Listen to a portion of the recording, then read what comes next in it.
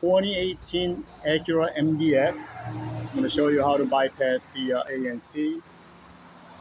When we do a subwoofer amplifier, we get a lot of rumbling sound. So we got already everything taken out. The first thing you're going to do is remove this side cover off. It comes out, and this pops out. Then this wood grain pops out. Then this pops out the same way. You just pull this side once, and there's a whole bunch of screws holding on to the glove box.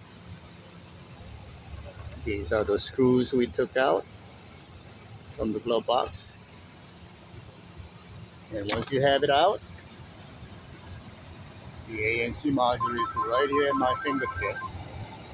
And you just simply push the tabbies, unplug it. No more rumbling sound once you disconnect that. It doesn't affect the Bluetooth, doesn't affect any sound quality. As you know, ANC is only to reduce the wind noise from outside. So you can simply leave it unplugged, and that's not going to harm anything. So once you do that, sub will not make a rumbling sound, and you just reverse the step to put all the panels back in, which is the glove box first, side panel, screws, air vent, side panel. Everything goes back to normal. Thank you.